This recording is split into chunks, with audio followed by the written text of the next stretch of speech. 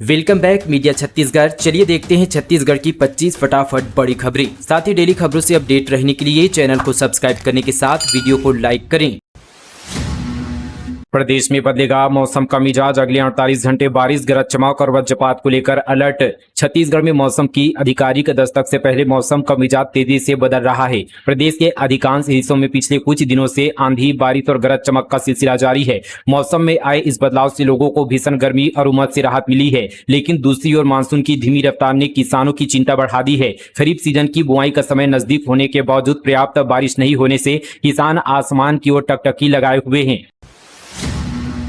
आदिवासी समाज की देव यात्रा में पहुंचे हजारों श्रद्धालु, जमीन विवाद के चलते सुरक्षा के कड़े इंतजाम। बालोद जिले के डंडी लोहारा विकासखंड के तुए गोंदी गांव स्थित पाटेश्वर धाम में बीते दिन आदिवासी समाज द्वारा आयोजित पारंपरिक देव यात्रा शांतिपूर्ण माहौल में संपन्न हुई। इस धार्मिक आयोजन में बालोद सहित प्रदेश के विभिन्न जिलों से हजारों की संख्या में आदिवासी समाज के लोग शामिल हुए। सुरक्षा व्यवस्था के मद्देनजर प्रशासन ने करीब 3000 से अधिक पुलिस अधिकारियों और जवानों की तैनाती की थी। देव यात्रा के दौरान श्रद्धालुओं ने करीब 4 किलोमीटर लंबे पथरीले और दुर्गम पहाड़ी को पार कर पहाड़ी पर स्थित पाट बाबा और नीचे स्थित जलकैना में दर्शन पूजन किया तथा परंपरा के अनुसार जीव सेवा की। श्रद्धालुओं ने बताया कि उनके समाज का महत्वपूर्ण धार्मिक आयोजन है, जिसमें वे अपने आराध्य देव आंगा देव के साथ पाट बाबा का आशीर्वाद लेने पहुंचते हैं।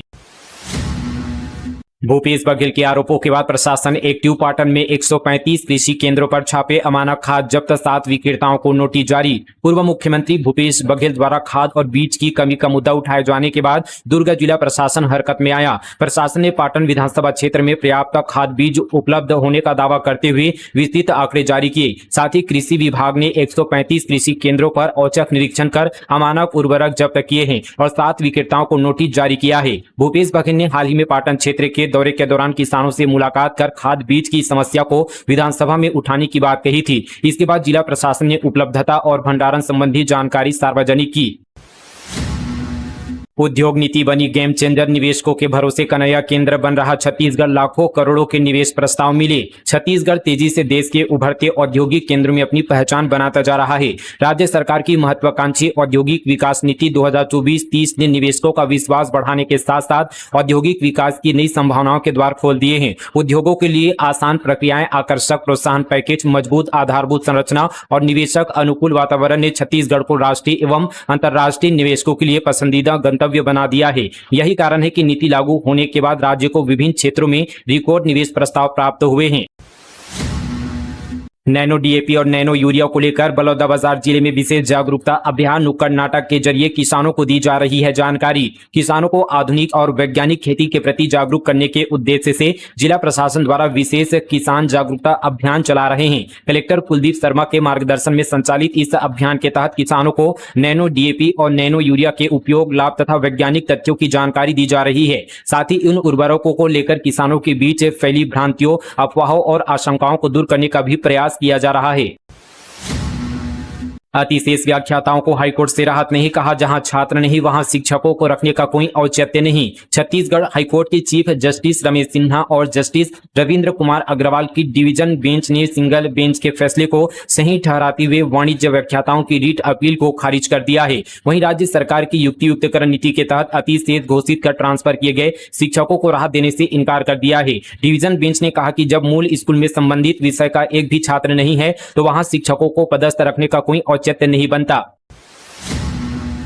कवर्धा में 77 लाख का धान घोटाला, केंद्र प्रभारी समेत 3 पर एफआईआर, महीनों तक सिस्टम को गुमराह करने के लगे आरोप। कबीरधाम जिले के बहनी धान खरीदी केंद्र में लगभग 77 लाख रुपए के धान घोटाले का खुलासा हुआ है। मामले में केंद्र प्रभारी सहित 3 लोगों के खिलाफ रेंगाखार थाना में एफआईआर दर्ज कर जांच शुरू कर दी गई है। प्रशासनिक जांच में सामने आया कि कागजों में राइस मिलों के लिए लगातार डीओ यानी डिलीवरी ऑर्डर किए जाते रहे हैं, जबकि वास्तविक स्थिति संदिग्ध पाई गई है। निर्माण श्रमिकों के बच्चों की पढ़ाई का पूरा खर्च उठाएगी सरकार, 22 जून से करे आवेदन। छत्तीसगढ़ भवन एवं अन्य सनिर्माण कर्मकार कल्याण मंडल द्वारा संचालित अटल उत्कृष्ट शिक्षा योजना के तहत पंजीकृत निर्माण श्रमिकों के प्रतिभावान बच्चों से ऑनलाइन आवेदन आमंत्रित किए गए हैं। योजना के माध्यम से बच्चों को राज्य के चयनित निजी आवासीय विद्यालयों में कक्षा 6वीं से 12वीं तक गुणवत्तापूर्ण शिक्षा प्रदान की जाएगी। योजना के अंतर्गत चयनित विद्यार्थियों की शैक्षणिक फीस, आवासीय सुविधा, भोजन, गणवेश, लेखन सामग्री सहित अन्य आवश्यक खर्चों का वहन कल्याण मंडल द्वारा किया जाएगा। योजना का लाभ प्राप्त करने के लिए पात्र एवं पंजीकृत निर्माण श्रमिकों के बच्चों को श्रम विभाग के पोर्टल के माध्यम से ऑनलाइन आवेदन करना होगा। आवेदन प्रक्रिया, पात्रता एवं चयन संबंधी विस्तृत जानकारी पोर्टल पर उपलब्ध रहेगी। ऑनलाइन आवेदन की प्रक्रिया 22 जून 2026 से शुरू होगी तथा 3 जुलाई 2026 तक आवेदन किए जा सकेंगे। इच्छुक आवेदक श्रम विभाग के पोर्टल पर आवेदन कर सकते हैं। नीचे डिस्क्रिप्शन पर वेब लिंक दिया गया है। इंडिया नहीं भारत लिखेगी छत्तीसगढ़ की सेंट्रल यूनिवर्सिटी। डिग्री, मार्कशीट समेत सभी डॉक्यूमेंट में होगा बदलाव। वीसी बोले, हमारी संस्कृति और परंपरा से जुड़ा फैसला। छत्तीसगढ़ के बिलासपुर स्थित गुरु घासीदास सेंट्रल यूनिवर्सिटी ने अब इंडिया की जगह भारत लिखने का फैसला किया है। यूनिवर्सिटी अपनी डिग्री, मार्कशीट और आधिकारिक पत्राचार में अब भारत शब्द का इस्तेमाल करेगी। कुलपति आलोक कुमार चक्रवाल ने बताया कि यूनिवर्सिटी की स्टैंडिंग कमेटी ने करीब 6 महीने पहले इस संबंध पर फैसला लिया था। मौजूदा स्टॉक खत्म होने के बाद नई मार्कशीट, डिग्री और ऑफिशियल डॉक्यूमेंट्स में इंडिया शब्द को हटाकर भारत लिखा जाएगा। अभी के डॉक्यूमेंट में भारत और इंडिया दोनों भाषाओं का जिक्र होता है। राहुल गांधी के छत्तीसगढ़ प्रवास पर मचा घमासान। भाजपा विधायक पुरंदर मिश्रा ने कहा, दिल्ली से आ रहे हैं जोकर। विकास उपाध्याय ने कहा, मेंटली डिस्टर्ब हो चुके हैं पुरंदर। कांग्रेस जिला अध्यक्षों के प्रशिक्षण शिविर में शामिल होने आज राहुल गांधी छत्तीसगढ़ आएंगे। उनके इस चिर प्रतीक्षित प्रवास को लेकर प्रदेश में सियासी बयानबाजी तेज हो गई है। भाजपा विधायक पुरंदर मिश्रा ने प्रवास पर तीखा बयान देते हुए कहा कि दिल्ली से जोकर आ रहे हैं। 10 दिनों तक छत्तीसगढ़ में सर्कस चलेगा। भाजपा विधायक के इस बयान पर पूर्व विधायक विकास उपाध्याय ने पलटवार करते हुए कहा कि पुरंदर मिश्रा मेंटली डिस्टर्ब हो चुके हैं।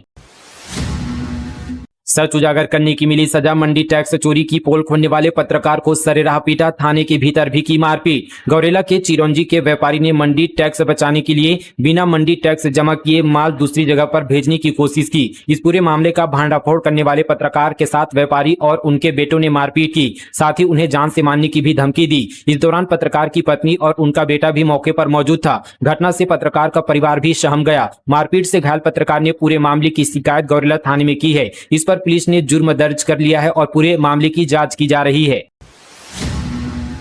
बिना टिकट यात्रा पर 500 रुपए का जुर्माना, पहले 250 रुपए था। महिला कोच में घुसे तो 2500 रुपए पेनाल्टी। स्टेशन ट्रेन में भीख मांगने पर रोक। भारतीय रेलवे ने ट्रेनों और रेलवे स्टेशनों में नियमों को सख्ती से लागू करने के लिए कई बदलाव किए हैं। अब नियम तोड़ने वालों पर डबल पेनाल्टी लगाई जाएगी। बिना टिकट यात्रा करने पर 500 रुपए का जुर्माना लिया जाएगा, जो पहले 250 रुपए था। स्मोकिंग करने पर 2000 रुपए, भीख मांगने, बिना अनुमति फेरी लगाकर सामान बेचने पर 2000 रुपए तक की पेनाल्टी लगाई जाएगी। ट्रेन और स्टेशनों पर भीख मांगने वालों पर पूरी तरह से रोक लगा दी गई है। ये नए नियम आज से लागू हो गए हैं। इसे लेकर रेलवे स्टेशनों पर अनाउंसमेंट भी किया जा रहा है।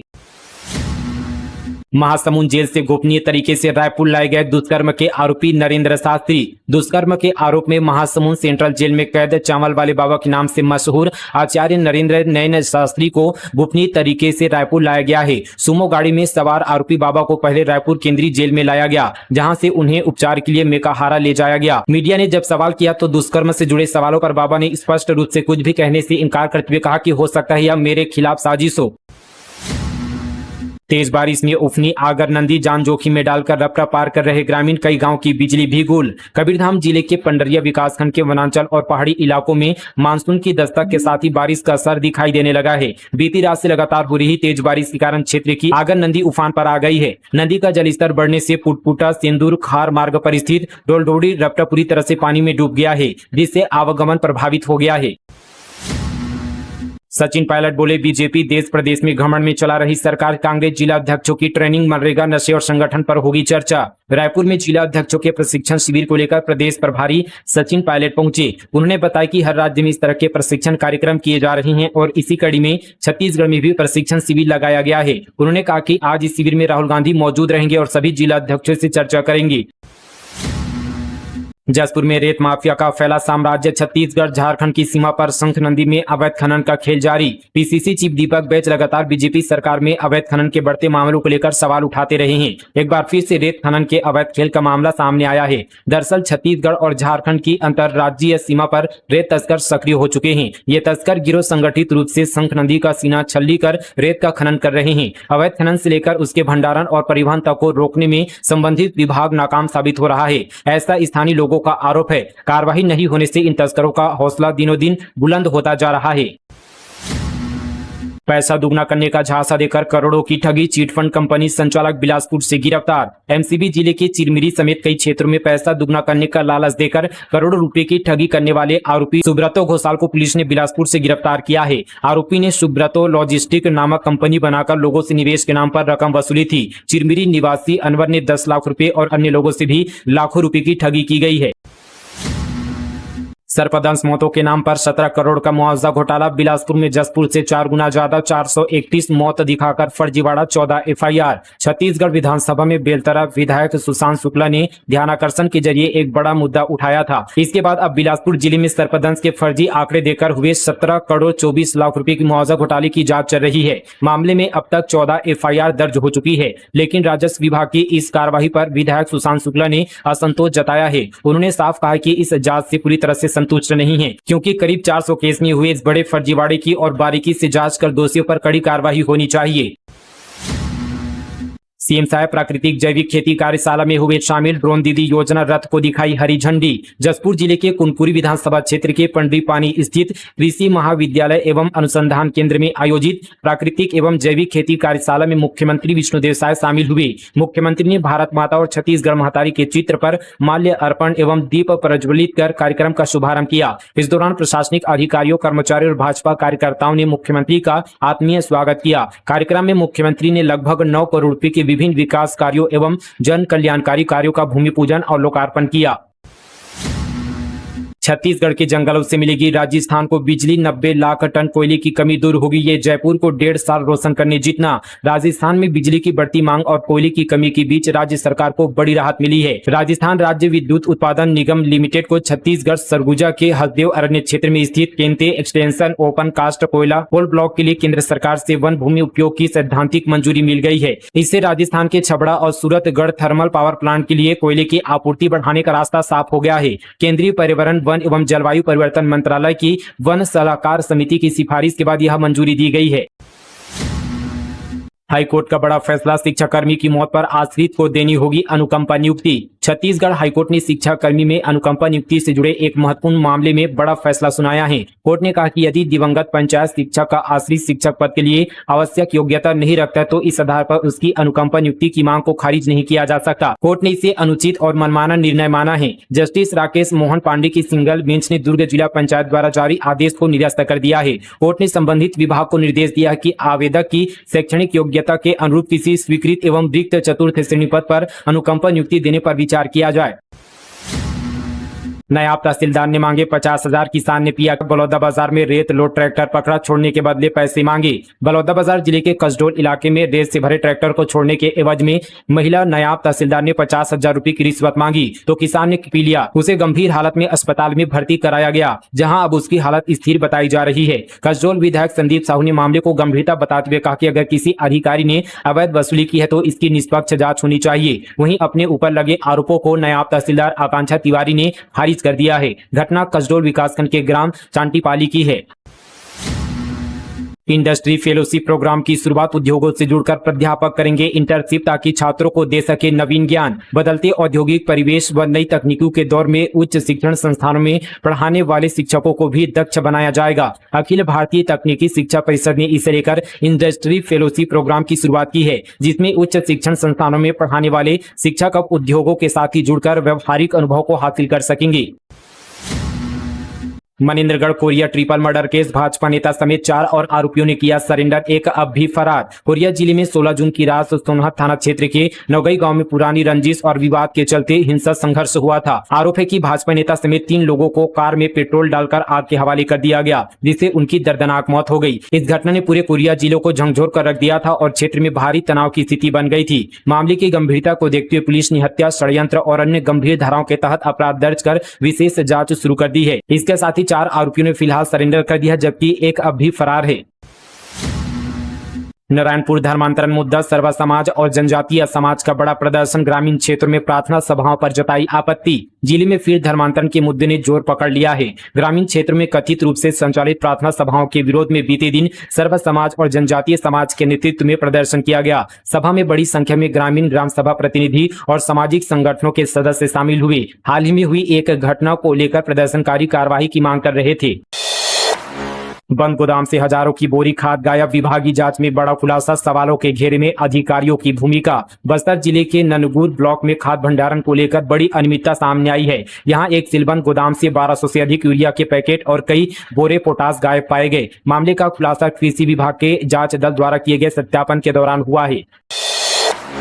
एमबीबीएस सेवा बॉन्ड पर हाईकोर्ट का बड़ा फैसला, मेडिकल छात्रों को मिली बड़ी राहत। छत्तीसगढ़ के चिकित्सा स्नातकों को बड़ी राहत देते हुए छत्तीसगढ़ उच्च न्यायालय ने बड़ा निर्णय लिया है। आदेश के मुताबिक यदि राज्य सरकार छत्तीसगढ़ मेडिकल, डेंटल एवं फिजियोथेरेपी अंडर ग्रेजुएट प्रवेश नियम 2025 के तहत निर्धारित समय सीमा के भीतर नियुक्ति आदेश जारी नहीं करती है तो एमबीबीएस छात्रों द्वारा निष्पादित अनिवार्य सेवा बॉन्ड स्वतः निरस्त माना जाएगा।